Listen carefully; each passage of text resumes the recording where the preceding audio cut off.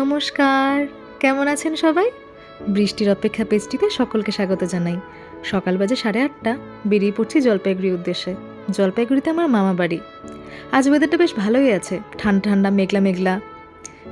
আকাশ দেখে তো মনে হচ্ছে একটু পরেই ঝমঝমিয়ে বৃষ্টি নামবে এবং সকলে একটু স্বস্তির নিঃশ্বাস নিতে পারবে শিলিগুড়িতে। সকালে মানি ফোন করে বলল, মাম একটু আমার কাছে আসবি, শরীরটা ভালো যাচ্ছে না। মানি বলতে আমার বড় মামি। আমি গেলে মামি বড় খুশি হয়, তাই মামি ডাকে সাড়া না দিয়ে থাকতে পারি। বেরিয়ে পড়লাম জলপাইগুড়ির উদ্দেশ্যে।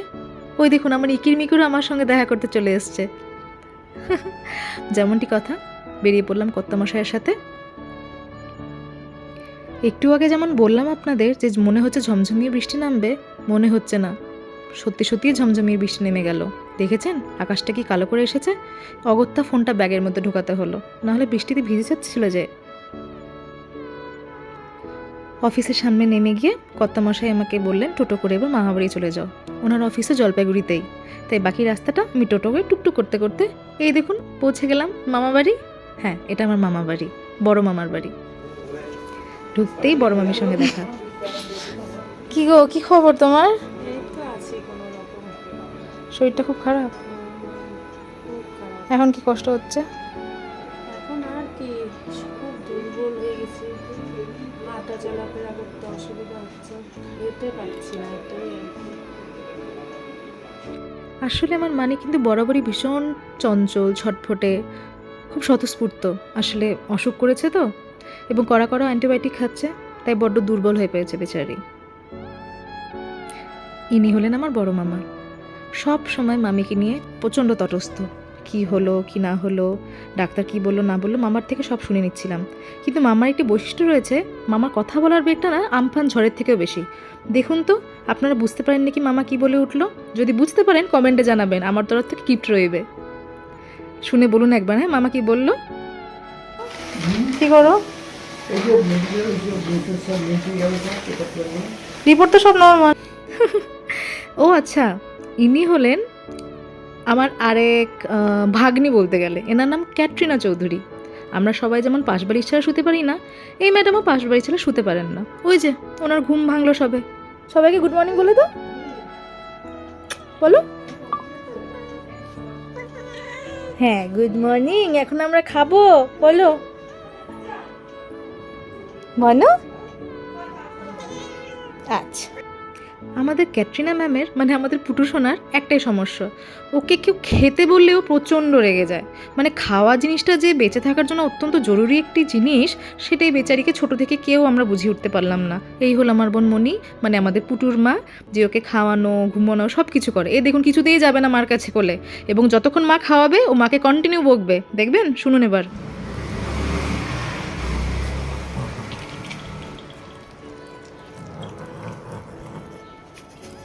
রাগ করে না, খেয়ে নাও,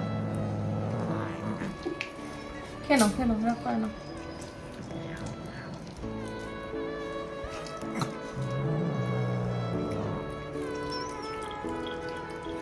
শুনলেন, এইবার হলো জল খাওয়ার পালা, আর অমনি দৌড়।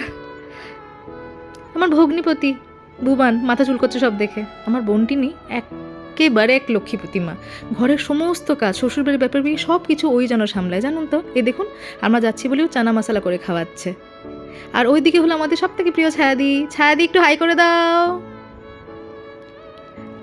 অমনি ছায়াদি হাই করে দিল। এই যে মনির বানানো নান পরোটা আর চানা মশলা এত টেস্টি হয়েছিল কি বলবো। এই যে ক্লিপিংটা ভয়েস ওভার দিতে গিয়ে আমার আবার খিদে পাচ্ছে। মনি কবে আবার খাওয়াবি রে? জাস্ট লিটারালি মুখে জল চলে এলো। ওই যে বলে না, মুখে পানি চলে আইছে, একেবারেই তাই, মুখে জল চলে এলো। ভীষণ ভালো রাঁধুনি, ভীষণ ভীষণ টেস্টি ছিল ঘুগনিটা, জাস্ট টু গুড।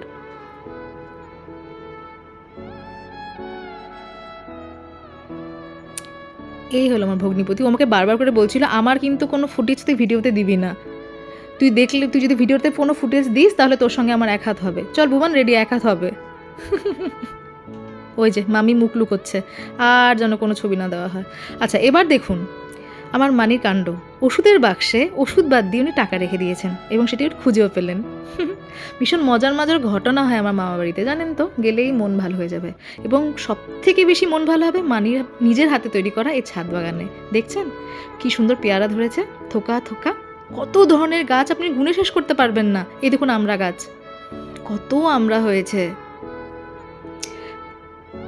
পাশে আরও প্রচুর গাছ রয়েছে, এই যেমন ধরুন, হ্যাঁ, বড় আমড়া, এগুলো পেকে রয়েছে। মানির সমস্ত গাছগুলি নিজের হাতে বোনা এবং আমার মামাও অতি সযত্নে গাছগুলোকে জল দেয় রোজ। মানিটা আমাকে স্পেশালি বলতে বলেছিল, হ্যাঁ, যে আমি খাটনি করে গাছগুলো লাগিয়েছি ঠিকই, কিন্তু তোর মামার কৃতিত্বই সব থেকে বেশি। চলো মামি, দিয়ে দিলাম মামাকে কৃতিত্ব। এই দেখুন কি সুন্দর সুন্দর গোলাপ ধরেছে গাছে। শুধু এটুকু দেখলে হা করলে হবে না, আর প্রচুর প্রচুর গাছ রয়েছে। এত গাছ, কিছু গাছের তো আমি নামও ভুলে গেছি। এই দেখুন কত সুন্দর কাগজ ফুল, বিভিন্ন ধরনের ফুল। হ্যাঁ, এটা মনে রয়েছে, এইটা আম গাছ।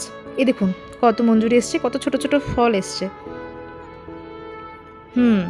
আর এবার রইলো ফুলের কালেকশন, বিভিন্ন ধরনের ফুল। দেখুন আমি মামিকে স্পেশালি বলেছিলাম, মানি তোমার এই ভিডিওটা দেখে যদি কেউ ফল বা ফুল নিতে আসে, আমি বলবো তোমার নাম্বারটা আমি নিচে দিয়ে দেবো, যে এই নাম্বারে যোগাযোগ করুন যদি ফ্রেশ ফ্রেশ ফল আর ফুল পেতে হয়।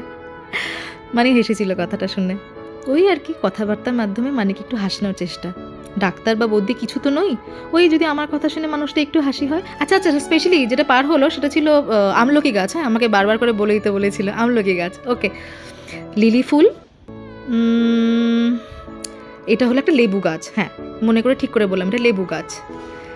আচ্ছা এবার, হ্যাঁ, এটা হলো বেল গাছ। হ্যাঁ, আর সব থেকে ফেভারেট এটা হলো আমার কামরাঙ্গা গাছ। দেখুন কি ভালো লাগছে দেখতে, কত মঞ্জুরি হয়েছে, কত গুড়ি গুড়ি গুড়ি কামরাঙ্গা। এ দেখুন কি ভালো লাগছে দেখতে কামরাঙ্গা গাছটাকে। আমার এই কথাগুলো শুনে এরা যদি একটু হাসে বা আমি যদি একটু ওদের হাসাতে পারি, আমার নিজেকে খুব লাকি মনে হয় যে আমি কাউকে আনন্দ দিতে পারলাম। এটাই তো সব থেকে বেশি আসল জিনিস, বলুন। ব্যবহারটাই সব থেকে আসল। মানুষ হয়তো চলে যায় জীবন থেকে, কিন্তু তার ব্যবহারই মনে থাকে। হ্যারি পটার আমার খুব প্রিয় একটা সিনেমা। সেখানে হ্যারি পটার জিজ্ঞেস করেছিল যে পৃথিবীর সব থেকে বড় জাদু কি। তখন হ্যারি পটারকে ডাম্বলডোর উত্তর দিয়েছিলেন, পৃথিবীর সব থেকে বড় জাদু হলো কথা বলা।